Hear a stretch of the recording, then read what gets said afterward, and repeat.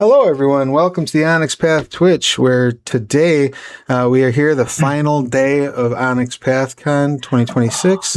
This is the final panel prior to the closing ceremonies. Those of you who have popped in to check this out, I greatly appreciate your presence. A couple things I want to make sure that I cover before we get too far into it. It was announced at opening ceremonies that Scion is over at the Demiplane Nexus in early access. If you already have Scion in Roll20 in Hero or Origin, and you combine your Nexus account with your Roll20 account, you will get those free. Otherwise, you can dive in there. You can freely access the Jumpstart, or you can pick up Hero and Origin there. Had a bunch of other big ol' announcements. The next crowdfunder for Curseborn is going to be Curseborn Covenant. If you haven't checked that panel out, I highly recommend you do so. If you're subscribed, you can go check that instant VOD out right after this panel. And if you're not subscribed, why not subscribe to this channel? But you can, or if for whatever reason, like finances, pesky things like needing grocery money, you can always watch it when it goes up on YouTube in the very near future. We will be answering various questions. So if you have a question, feel free to type it in the chat. Let us know what's up. I'm going to go ahead and introduce our panelists, and then we're going to start talking about what's going on with the Scarred Lands in the coming year. So first up, going clockwise for me on the interwebs along, if you would, please tell us who you are, what you do, your pronouns, and your relationship with the Scarred Lands. Hi, so I'm Alain Giorla. My pronouns are he, him. I wrote a little bit on the Scarden Savage World Player's Guide, as well Just as a little bit. on the 5e Player's Guide. And I wrote a lot of community content material for Scarlands on the Slash and Vault that you can get at a discounted price right now. Yes, yeah, good call, good note. Everything from Onyx Path is up to 80% off, including community content. So by all means, head over and check that out if you've not yet done so. Thank you for bringing that up on, because I had straight up forgotten it. Oh yeah, a lot of moving pieces. Yeah, very many, very many. It's been a long weekend for me, as I have done tech on every single panel. Yeah, no kidding. Fran, if you would, please tell us Absolutely who you are, what you Hi, do, all that stuff. My name is Fran Stewart, and I'm going to save some of the cool stuff I've done for my wife, who's, let's see, over there, I think. I'm going to hopefully point the right way. I am a writer and editor who also kind of makes her way through art. I've written for Scarred Lands again, Curseborn, Curseborn again, Witcher, Cyberpunk, and various other properties. And most recently, I did a bunch of editing on the new Scarred Lands Suede, and contributed a couple of maps, which, it's really just tracing, but, everybody's really excited about it. So, and I'm really happy to be here, and my pronouns are she, her. Well, we're happy to have you here, Fran. And last but never least, Sarah, your pertinent details, please. Never least. I'm Sarah Stewart, pronouns they, them. She's acceptable. And I've been neck deep in Scarred Lands since the original Creature Collection came out in 2000. But I've only been writing for it since 2017, when I dragged my wife Fran into writing a novel with me called Vigilant. And then we started writing RPG books after that, and I've worked a ton of books with mostly Alain. But if I'm putting the wrong way, Alain, I don't know which way to point. It's all backward. And also with some of the traps. The new Suede book, I wrote good chunks of chapters 5 and 6, which is really less writing and more just cleaning. And then Fran and I proceeded to edit the entire book, which was a lot of work. Yeah, because Travis is a fucking madman. I am a madman. It's so big. You have no idea what an incredible guy he is. Like, oh, that's like, we own the stack of books that he drew from, and he got stuff from every. It's That- absolutely, it's one of the most stunning source books that I've seen anywhere, and I've worked on Cyberpunk.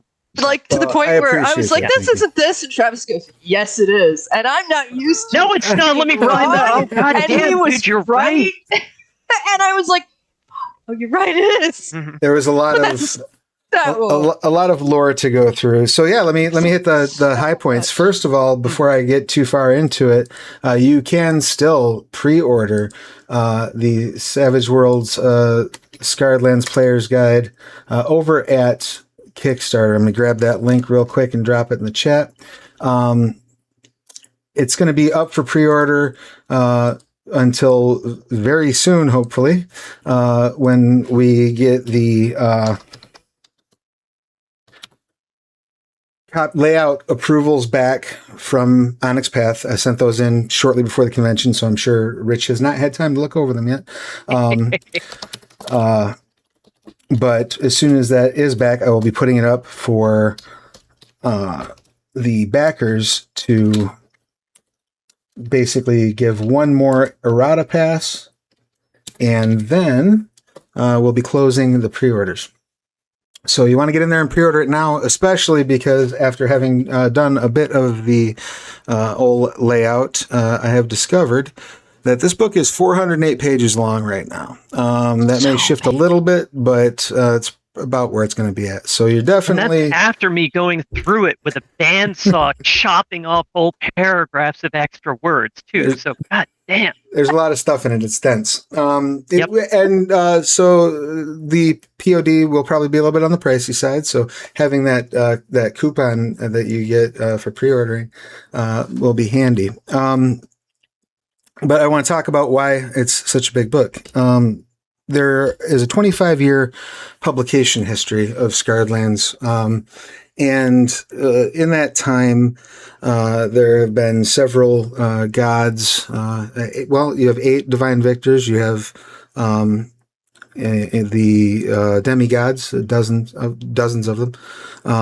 You have 4 continents and an archipelago with delusions of grandeur, or 5 grand land masses, and all of those have different peoples, different cultures, different nations, all of that on there. And all of that is represented in the Scarred Lands Player's Guide for Savage Worlds. It's the first time in the publication history of Scarred Lands that all of this material is under one cover.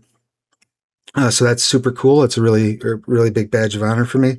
And we wanted to go through, in creating this book, the goal was to have a robust, useful manual for any troop that wants to play in the setting of Skarn. System-wise, it's got everything you could possibly ask for in terms of the bringing the Scarred Lands over into Savage Worlds. Of course, there are some corner case edge things that didn't quite make the cut in terms of translation, but we have more on that coming soon. But really, there's, I think, 50 ancestries in this book, 50 or give or take, culture packages, just a ton of resources, over a dozen arcane backgrounds, new edges, new hindrances, all these things geared toward creating the experience of Skarn. And then we also have a very extensive chapter that deals with the 5 Great Lands, including Gelspad, which was the home base of 5th edition core. We have Termana, which hasn't seen official publication since 3rd edition. We have Fenrilik, which myself and the folks on the screen, a couple other folks, brought over into 5e via the Sluresian Vault. We have Ashrak, which has not been seen in publication since basically the end of the line in 3rd edition. And we have the Dragonlands, which also has not been seen in official publication since that time. In bringing those forward, we wanted to make sure that we have a cohesive, clear, clean presentation of each of those areas. That includes going through and just clarifying some things, going through condensing some information, making sure that areas where there might be, where information can be presented in a more concise way, presenting it that way. With the Dragonland specifically, I brought in Michael Chen. If you're a fan of this channel, you've probably seen me stream with him. He was part of my Exalted stream. And he came in as a cultural consultant to help me work with the Dragonlands. We have a very cool new sort of forwarding of the plot that happens in the Dragonlands that I'm super proud of, that I will dive into a little bit later on in the discussion. And yeah, all of this stuff all under one cover. Like I said, if you go over to Kickstarter now, I think you can get the PDF for like $20 pre-order, and the POD is not much more than that for the pre-order. And if you do pre-order POD, you'll be getting a coupon. You will still be paying print costs. That's kind of how we have done the Kickstarter. We successfully raised money on Kickstarter last November, I think, and yeah, things are moving along very well. We had a couple of stretch goals get unlocked during that Kickstarter. First and foremost was what we are currently calling the Adventure Atlas. And that is going to combine information from the Wilderness and Wastelands book from 3rd edition, Vigil Watch Warrens of the Ratmen from 3rd edition, Vigil Watch Secrets of the Asathi from 3rd edition, and Vigil Watch 5e from 5th edition, clearly. And this is going to take the information that was presented in those books, particularly adventure-based information, but also location pertinent information. We're going to bring that over into a Savage Worlds system and expand on it a little bit. One of the cool things I would like to do with this that we'll be tackling that I'm very excited about is we're going to be taking things that are set in one location. So, for example, an adventure from Warrens of the Ratman that is set very clearly in, the Morning Marshes, maybe, right? Just pulling a location. It is. We can move that. We can move that around and say, well, how does this look if you move it to the Dragonlands? How does this look if you put it in Asherak? What changes if you put this adventure in Fenrir? Like, how do you do that? So we'll be tackling each of that to make sure that no matter where you're setting your game, these resources are going to be useful for you. The other thing that's exciting about this book is we'll be taking I know that some people are very jazzed about adventures. Other people are like, I'm not big on pre-made adventures. I prefer just to have my monsters. So as we have done with the materials we've released so far, those being the, Spear Ghost trilogy and the monthly creature profiles. We took the creatures from those, and built Creature Collection 1. Once we have completed the Adventure Atlas, we will be building Creature Collection 2 based on the creatures that are there within. So if you love adventure content, that's going to be coming in the Adventure Atlas. If you love just straight creatures, fear not, Creature Collection 2 will be coming. And then the last thing I want to talk about real quick before we, in the broad overview of stuff, is that I'm super stoked to announce that I've just gotten approval for the Gluttonhold Gambit, which is a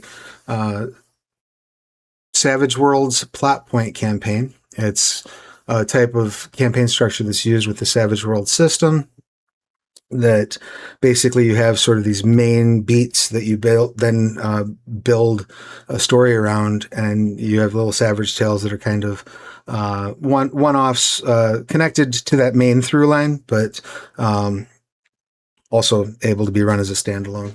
And you can just run the main through line, or you can pick and choose which of the little side quests you'd like to include. And this was the concept for this was come up with by Matthew Dawkins, who will be joining me in working on it. It centers a story around the horrifying resurgence of Garrock, the titan of consumption, corruption, gluttony. And we have some very interesting ways about how that's going to come about. I don't want to spoil a whole lot about it because we're very much in like pitch, like we haven't officially dropped like the total outline yet, but lots of cool stuff happening there.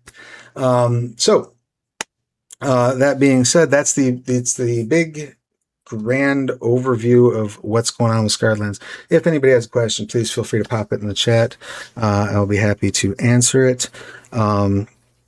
I know I just put a whole bunch of information down the barrel of a shotgun and fired it at y'all. So let's dial in a little bit on some specific stuff.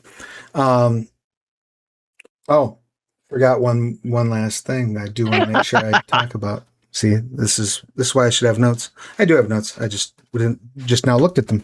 With the adjustments of the Dragonlands, if you were watching earlier the community content panel on Friday, once the Suede Player's Guide is out and in backer hands and up on Drive-Thru RPG for purchasing, the other Scarred Lands to-do list I have is I'm going to take the new Dragonlands information, add a couple of system widgets to it for the 5e SRD, the OGL SRD.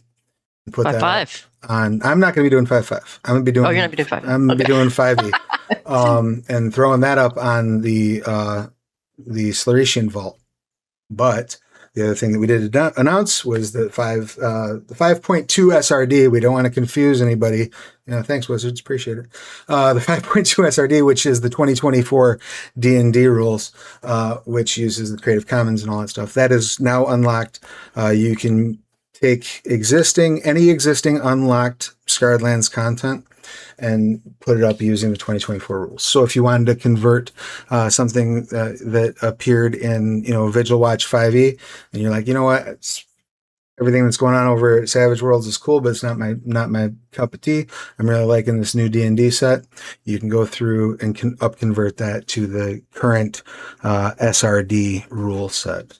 But once we've put the Dragonlands material up, that'll unlock that as well. So you'll have 3 continents unlocked on the Sluritian Vault, which is super exciting.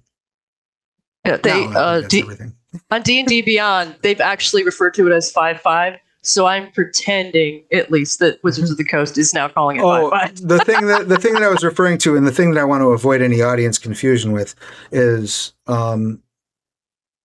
the document that you can use for open game development is the 5.2 SRD, which I know I know that's confusing because the nomenclature that's tossed around is 5.5.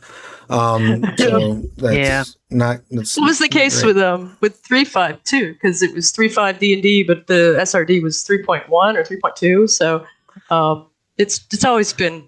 It's been muddy for 25 years. I mean, always good times. It's good to see traditions being followed. So I would like to talk a little bit and sort of just shoot around the horn, and I'm going to go in the same order because I'm compelled to follow clocks, I guess. But Alain, in the I'll talk the most. In the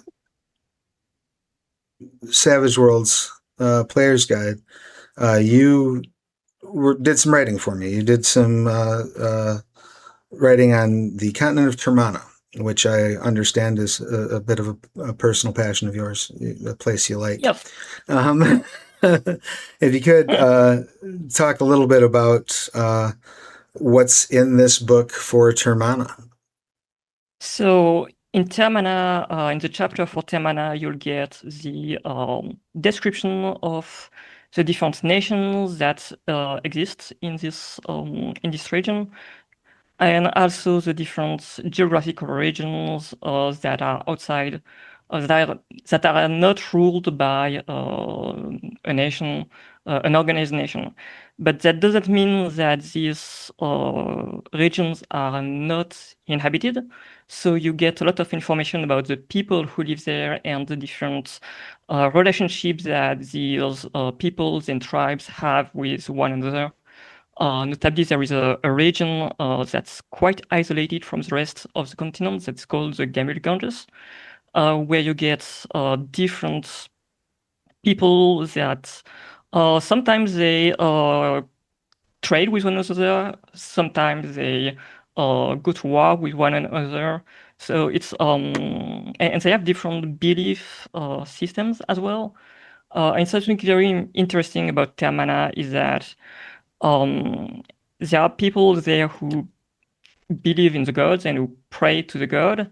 There are some who worship the Titans, but then there are many who worships kind of animistic spirits called the Ushadani, and that's a kind of third system of worship where you worship either your ancestors or maybe spirits of a place like a mountain or waterfall, or more abstract spirits sometimes of, let's say, benevolence or ambition. And in that system of beliefs, the gods and the titans, they are spirits as well, very powerful spirits, and the worshippers of Ishadani recognize the powers of the gods and the titans, but they don't necessarily see them as worthy of worship. Titans are well known for having devastated countless civilizations, so why should we worship them? And the gods, they are not much better. They left Kadum into the sea to pollute an entire ocean with his blood. They broke Mesos apart, and that has wreaked sorcery everywhere for everyone. So the gods have a lot of blame also for the state of the world. And so that's a very nice third way to see the world. And finally, there are some very cool villains in Termana. I think a favorite for a lot of Skylanders fans is the Jack of Tears, who is this carnival king who lives in a swamp, and he has this entire nightmarish collections of servants and minions, and they dance and revel in very bizarre and strange ways, and they sometimes abduct people. They attract the madmen and the desperate, and it's a very, very interesting place to visit for adventurers. You can do a lot of weird things there, and if you want to tie that into other larger mysteries of the Skylands that we're not going to talk about for spoiler reasons, you can find the thread and pull it and see where how deep the rabbit hole goes. Absolutely. And I'm glad that you brought up the sort of the Ushadani and the various kind of spiritual classifications, because one of the things that we go into a bit in this book is the fact that these, in some perspectives, you might look at the setting of the Scarlands and be like, oh, this is a story of gods versus titans. And while that is true, that is not the entirety of this story. Cat. What's that? Cat. Oh, Stream Cat. Beautiful. Yay! Stream Cat. Always good. Yeah, so there are the gods, the titans, the Ushadani. There are some people who have some opinions about what lines are drawn where. And before this panel is over, I'm also going to talk a little bit about the lesser titans. But I will save that for after we speak to the others. I'm going to skip over you, Fran, and swing back around to you because, Sarah, you worked on writing one of the continents as well. And if I'm not mistaken, you were on Asherak, correct? Yeah. Well, technically I wrote 2 because I wrote Fenrilic, but I wrote Fenrilic several years ago. Fair enough. but yes, Ashrak. I was at first I was like, why didn't you give me Fenrilic? And you're like, you already wrote that. And so I was thrilled to get Ashrak because it's kind of like Alain has a passion for Tremana, I have a passion for Ashrak because I've used it in my own games, and it's so different from the other continents. And initially you're like, oh, there was this thing. And I want to preface this by saying your Travis's concept of calling this thing that happened the calamity, giving it a name, was so nice to have that a little bit of structure added, because right towards the beginning of the war, this bad thing happened at the top of this ginormous mountain in the middle of the continent. It created this huge explosion, which Travis dubbed the Calamity, which I thought was fantastic. So we get to finally just call it the Calamity rather than that thing that happened. So grateful for that. But the result of the Calamity took out like massive sections of the continent. 90% decimated in that sense of it. That there's only a small part left. We're just like on the edges, and created these huge wastelands, grand areas of just undead and spirits coming out. And then the Mountain of Wool, that mountain itself being this area of tragic events and insanity and all this other stuff, and just created this whole beautiful setting that and everybody looks at it kind of like, oh yeah, this thing happened and there's nothing to do anymore because it's all destroyed, which is not the fact. There's a ton of stuff. I think in many ways more political intrigue than Gelspad, because Gelspad just like, yeah, Cold War between Fesh and Glastia and blah blah blah. This is like godlike beings killing each other and just craziness. So much if going I on can there. interject a moment, Ashrak is referred to as the cradle of the gods, in part because many people believe that's where the gods were created, were born. And in the wake of, and so many of the gods, I guess, let me back that train up a little bit. So many of the demigods are very active on Ashrak to this day. And some believe that some may even be bound there as a result of the Calamity. And the Calamity is a really cool magical mishap, you might say, that the gods directly caused, that in its earlier introductions has always been spoken of by like sagely people who are aware, or at least aware to some degree of what happened. They have rare knowledge of what happened. But to my mind, something that was so disruptive and destructive would have something that the average folk who have no idea what actually caused this would have something to call it, and hence the title, The Calamity, coming about. But yeah, so it's a really fun area. And the other thing I want to touch about, you're talking about these powerful beings. Ashrak, much like Gelspad, peppered with city-states, but these city-states are and town states, I guess, are run. I like that, actually. Run by they're smaller than your big city-states, but many of them are run by what we refer to as diarchs, which are basically divine appointees of the demigods, and in some cases the gods, where they basically say, like, you're my eyes and ears here. Here's a little chunk of my divine power. Watch over this city. This is your protector. Yeah. The gods made them immortal, and at least like they don't age. They can be slain, because there's proof of that in the story. But and then imbued them with extra additional powers. They're not demigods, but they're pretty powerful and pretty badass. So in terms of sway, they get all of the edges, or not all of the edges, but a shitload of the edges. They get the fun stuff. All the edges. They get the fun stuff. They're you don't want to get into a fight with a diarch, I guess, you do not get into a fight with a diarch. Yeah. And then I just want to make sure that we're covering enough stuff. So I want to touch base real quick in terms of the other two continents. Tim Stott's working off of the stuff that we did in Frostlands of Fenric. Brushed up the Fenric section for this edition. Went through and we did a little bit of Needham, got him with that, and that was probably the most interesting because Fenric is such a desolate, like Asherak's the desert, but Fenric's really desolate. So figuring out like what to include and what not to include was a bit of a thing there.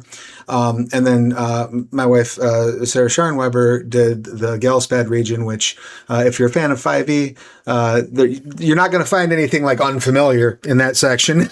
It's very much, just a revisiting. But if you're new to the setting, you'll get a detailed overview of this continent. And I would say I think it's fair to say, and the panelists here, I'm sure will yell at me if I'm inaccurate about this, that Gelspad is probably it's the place where the most like fisticuffs of the Divine War happened, and it shows. And B, it's the place that's probably the most Greco-Roman in its, I guess, overall presentation, overall fantasy, with some medieval fantasy peppered in. You'll see some Scarlands art where you have like a lot of pillars and a lot of the Greek architecture type stuff, and that is Gelspad stuff, almost exclusively. And it's also home to my favorite little guys, the Hollow Legionnaires. Yeah. Oh, I love the Hollow. Well, I love the Hollow. I do, and I'm gonna unleash you to talk about that and a few other things, because I'm about to talk about two things that were big additions, and then I'm going to segue over to Fran, who did the editing, to talk about how much lawn mowing had to be done. Actually, it wasn't too bad. The editing was very solid and really just making things concise. But the two other things I want to touch on, the Dragonlands is the other landmass that we discussed. This is an area where dragons rule. When the Divine War popped off, the Dragon Emperor at the time said, all right, everybody come home. We're going to hide. We're not going to get in the middle of this, and called all the dragons back to the Dragonlands, and most of them listened. And then he kind of disappeared into parts unknown. And then so he's been missing.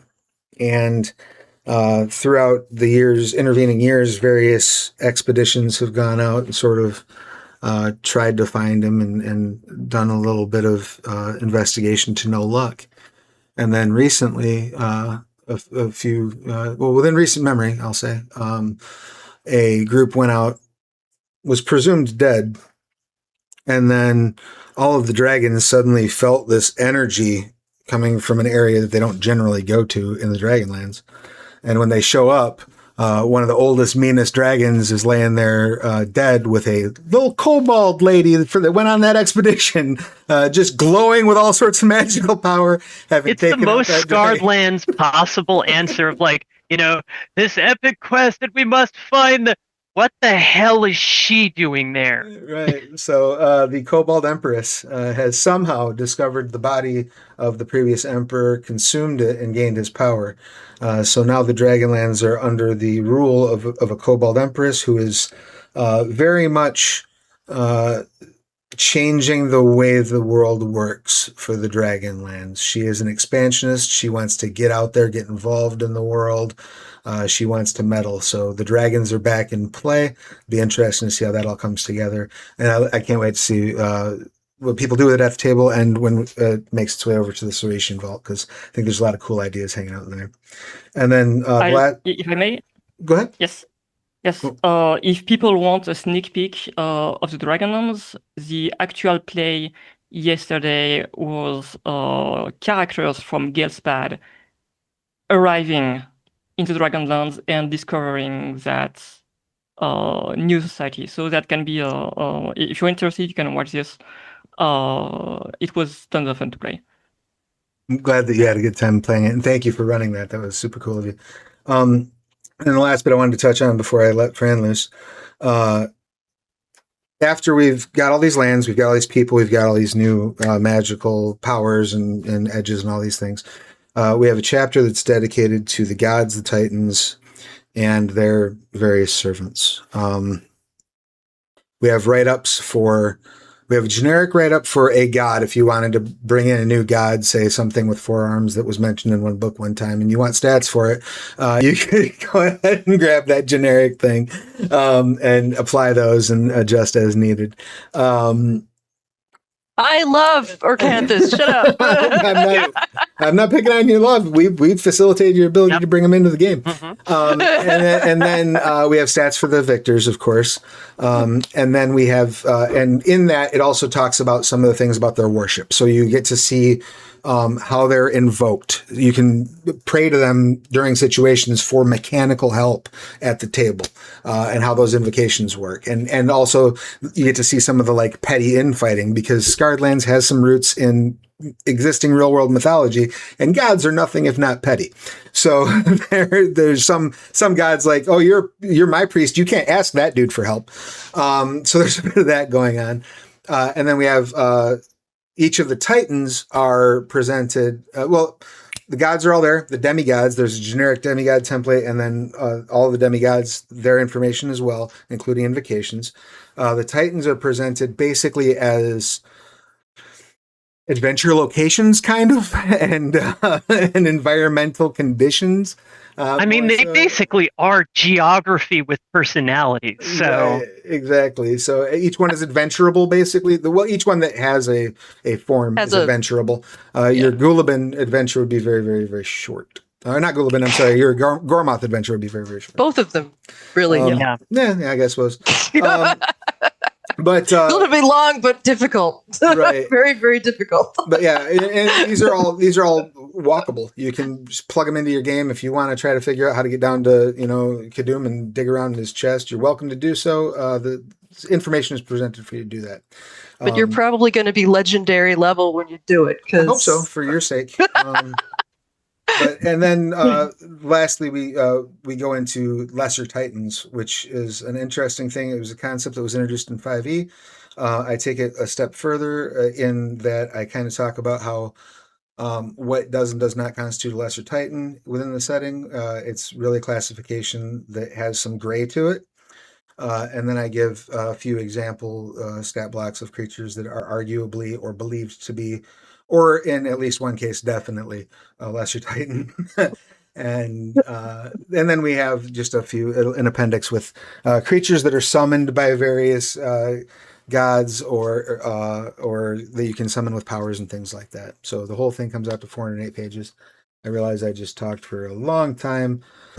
Fran. That's why I hand it to the editor after that. Yep. You talked for an exceptionally long time because there's so much. I mean, seriously, speaking as an editor, I've been through a lot of books.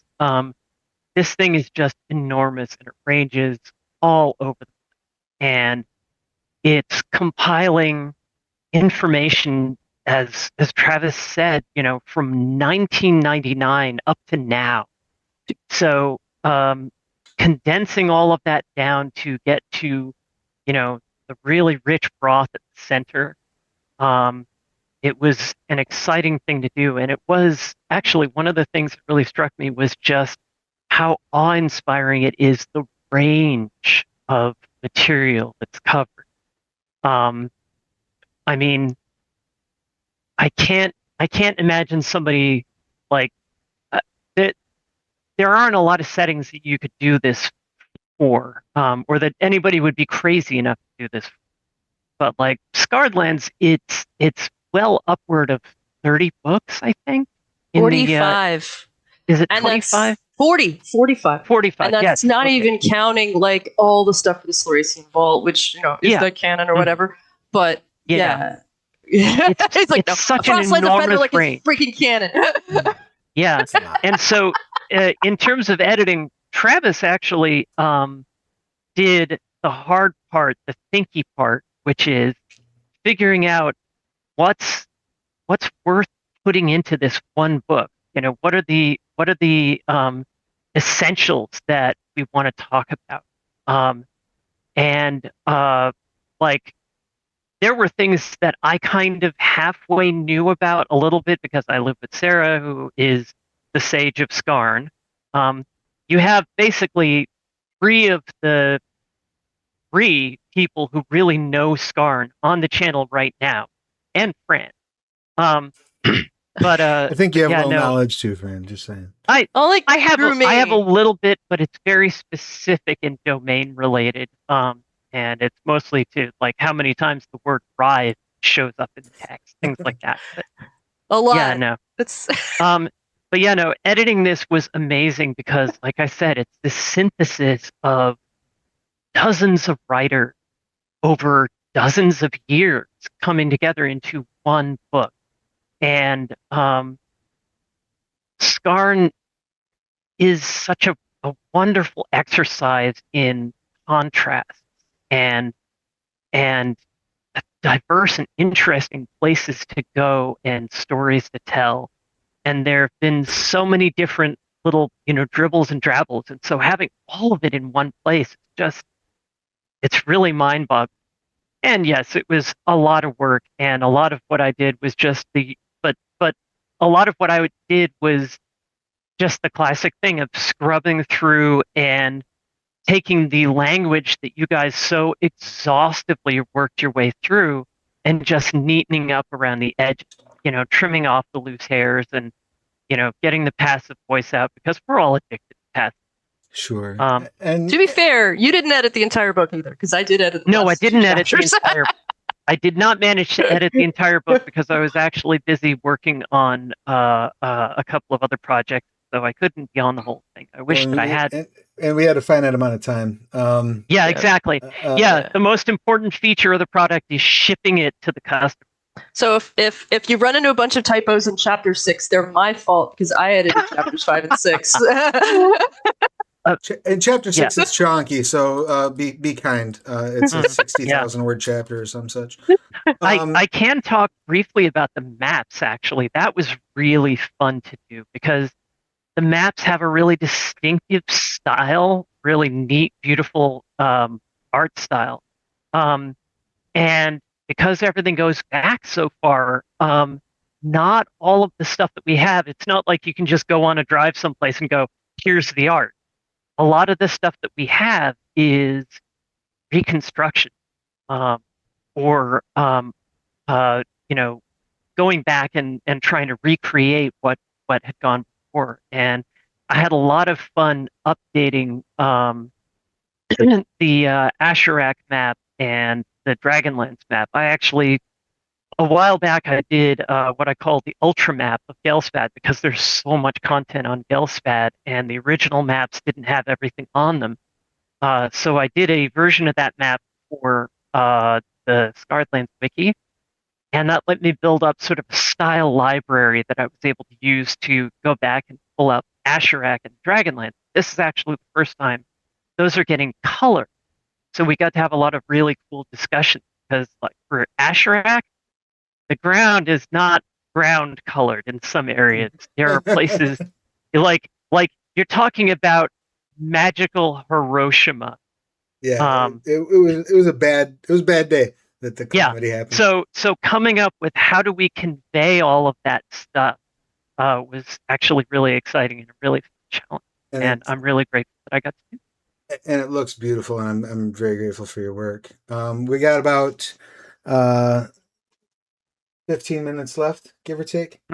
So we've got one question that's popped up in the chat. If you have more, please feel free to ask. But I do want to run by the panel, and I also have a couple questions I want to ask y'all. But each one of you, what kind of adventure would you run around the Canyon of Souls and or Vesh? Yes. Sarah, Vesh is true to my heart because wrote Vigilant, and which takes place the first chunk of it takes place in Vesh, because we introduced where the vigils train and tap into a little bit of Lave and have some description for the city of Lave. And as I noted in the chat, Vengeance of the Shunned in the Sourcing Vault has actually a major quest and a side quest that both take place in the Canyon of Souls. The major quest was written by Jeremy's last name. Hochhalter. Hochhalter. Thank you so much. I was like, it's H something. I'm tired. I'm jet lagged. I apologize, Jeremy. It's not because I didn't remember it. He's awesome. He's great to work with. He wrote a little adventure, Canyon Souls. I can't remember the name off the top of my head. I can look it up though. It's pretty fun in the Canyon Souls. Also, anything from the old 3.5, 3X, Penumbra Lords book also dives into the Canyon of Souls because one of their entrances to their whole thing is in the Canyon of Souls. I love those two regions a lot.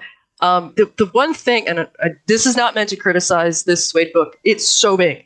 We did gloss over. Well, while the book goes into the regions and city-states of Gelsbad, it doesn't go into all of the different terrains, like the Canyon of Souls and the Blood Steppes and et cetera, ad nauseum so locations. exhaustively other places. Well, yeah, partially that, and we'll also be the size, but we're also going to be going into in the Adventure Atlas, which is working title. So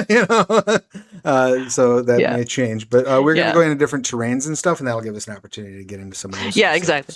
But so there isn't much on those areas in this book yet. But give us time, and there will be. But I do love running in that whole region. Is just a lot of fun. How about Fran? Do you have a particular story in mind for that region? Oh, I mean, I was trying to think of Canyon of Souls, and unfortunately, I don't know that one as well. But it's such a neat landscape. So yeah, absolutely. I honestly, I think just we got to get across it. It's plenty of adventure right on its face. No doubt. But my personal little bailiwick is playing around with the imperfections of the good nations, like Hydrad and Vesh.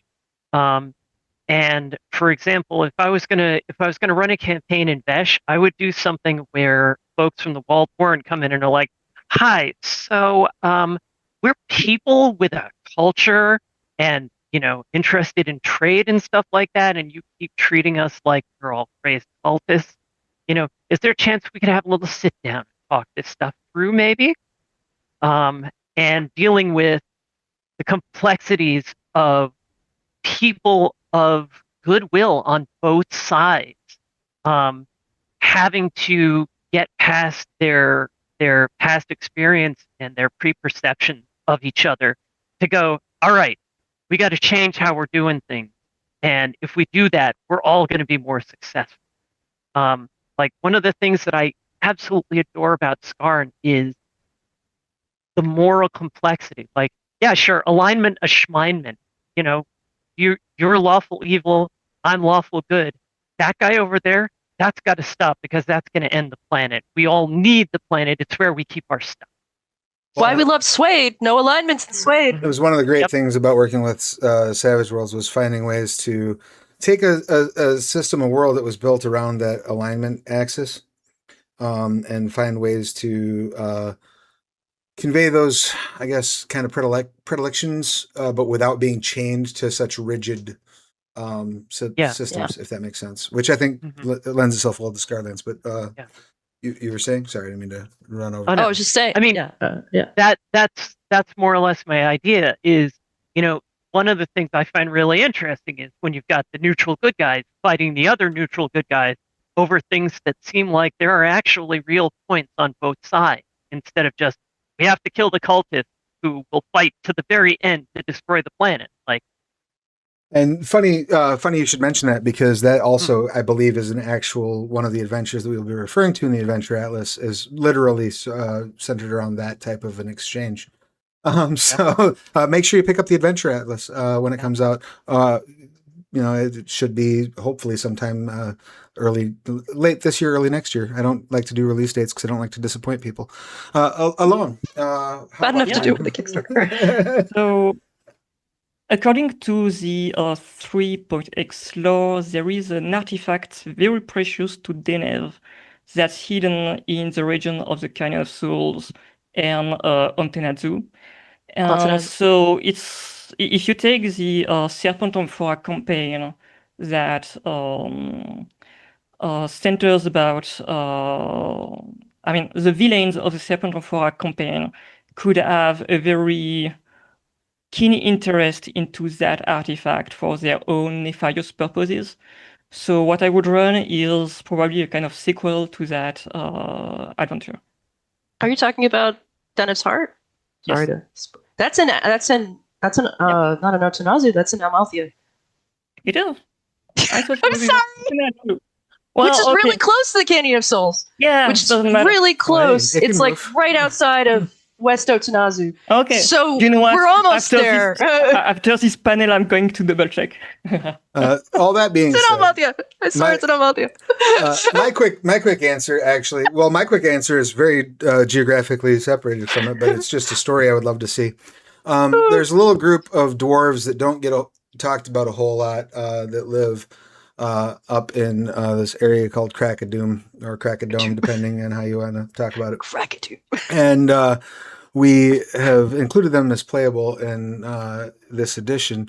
But I really like the idea that one day they just get fed up and march down the Kelder Mountains and are like, oh, Calastia, get out of my way. Kelder Dwarves, get out of my way. We're just taking everything on east side of Gelsped. That would be the adventure. I would want to be, like your first level adventurers, this is coming because you've heard it's coming. What do you do? So yeah, fighting the Forsaken Dwarves, I think would be the adventure I would want to run there. The Chardita going, hey, wait, that's our shtick. You don't get to. Right, wait. And they would march right through Vesh too. They would. Right, exactly. So yeah, fighting the onslaught of Forsaken Dwarfs. And the other question that I saw, the low-level adventure, something that's achievable but not looking for a TPK. The creepiest one in all of Scarred Lands was already mentioned in the chat, which is the Flesh Strippers. They are horrifying little bits. But there's a creature that's mentioned in the Scarred Lands Player's Guide that is basically like created of like chunks of Hreinruck that were left behind when he was slain. And their direct name escapes me, so I'm going to look them up right now unless... Bloodlings? Yes, Bloodlings, thank you. Which by themselves aren't all that scary, but once they get into a group, can become horrifying. And so that, I think, is a good enemy for low-level adventures. Imagine you're moving through a certain region and you just see one of those little suckers, and you know that if it starts screaming, you're going to have a problem because all its buddies are going to come. That type of stuff, I think, is a very cool adversary. So we are in our last 5 minutes or so of the panel. As I guess just looking to see, I don't see any additional questions. Couple things. There's so much to touch base on. A couple things I want to make sure that I mention. Right now, my birthday was yesterday. The Aegis Studios, my production company. Thank you. My production company, we've had 50% off sale on everything that we've got published over at Drive-Thru-RPG. So if you head over there right now, you can pick up everything I've got out for half off, including all the Savage Worlds, Scarred Land stuff to date. So again, that is the Gauntlet of Spiragos, Dagger of Spiragos, Ring of Spiragos, all available PDF and POD if you like. Only the PDF, only the digital stuff is half off. But that is... the one thing we did that was a little different when we did that was I treated Gauntlet as a complete jumpstart. So it's got ready-made characters in it. It's got all the rules you need to advance those characters up through that adventure. And then if you pick up Dagger of Spiragos and Ring of Spiragos, in the back is an appendix that has further information for how to level the pre-gens up through those adventures. So you never have to think about like, what do I do next for my next level? It's all laid out for you from novice to legendary. So that is a good option if you want a introduction to the Savage Worlds for Scarred Lands. Really all you need is that and then the Savage Worlds core book. So yeah, definitely. Thank you very much for the birthday wishes. I appreciate it, chat. That is definitely something I would recommend picking up. Once again, if you've not yet backed the Kickstarter, go over there. Late pledges are still open. I really I needed to geek out one more time. I can't wait to see people people's reactions to the Dragonlands. I'm really happy with how that shook out, and I'm in love with my little Kobold Empress. She's adorable. Any from my fellow panelists? Any parting thoughts? We'll go in reverse order. Sarah, any final thoughts you would like to share? Oh, final thoughts. But coming up, like what's coming next? I mean, you just talked about all the Suede stuff, but and I know that Fran and I will grab. If you want to pull us into any other Age of Studios projects, we're there for it. I'm hoping to put out a refresh for Vigil Watch World Warren for 5.5 before the end of the year. Hopefully, a lot sooner than that. But I'm not like Travis, not making any promises on release dates. And then if you want to see what we're doing, I do try to at least have the links updated on our website on morelikethisindustries.com. I'll stick it in the chat. Sweet. Yeah.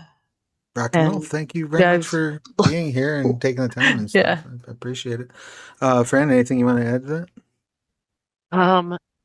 Just that every time I talk to anybody about my favorite setting, Scarlet, because it gives the most scope of action players. Like, the slate has literally just been basically wiped clean. The world is a mess, but it's your mess. You as an adventurer have a real chance to step up and change the history, change the course of the world for the better or the worse, if you're into that. That's the thing that I most adore about the Scarred Lands, why I keep coming back again and again.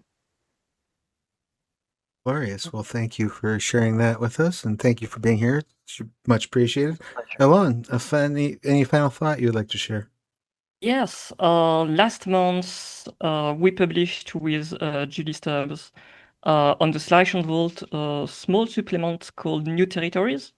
It's a setting expansion for Gelspad that explores settlements outside of established nations. So if you want to play Kingmaker and carve yourself a nation in, I don't know, the Perforated Plain or somewhere, well, you can. It's written in a system agnostic way. So if you play Savage Worlds, you can use it. If you play 3rd edition, 5th edition, Pathfinder 1 or 2, or whatever your poison of choice is, you can take that and run with it. It's got great maps as well for almost all of the settlements, and adventure seeds and non-player characters. So a lot of information and a lot of lore for Scarlands. Beautiful. Yeah. I forgot, actually, I edited that book, which was why I couldn't get into the big Suede bundle for a while. And I didn't have time to work on that book because I was working on this other book. It's really this neat. other book. I really like a lot of the things that you did with that. The curse is Thanks. well. Zug Tamoy has attacked my hand, which means it's time for me to wrap this up. But thank you all so much for being here. I greatly appreciate it. Thank you, those of you in the audience who are here. Once again, please tell everybody you know Scarred Lands coming to Savage Worlds. If you need a primer on the system, Pinnacle Entertainment has a lot of cool stuff up there on their website. Free downloads, test drives you can grab to learn the system real quick. Again, all you would need to dive into the Scarred Lands is that copy of Gauntlet of Spirigos and the Savage Worlds Adventure Edition core book. Hope to see you all more soon in the future, checking out the various stuff that is to come for Scarred Lands. We're just getting started. Lots of cool things in the offing. And once again, I want to extend my deepest thanks to Rich Thomas, to Onyx Path for letting my company license this beautiful historic property and work on it.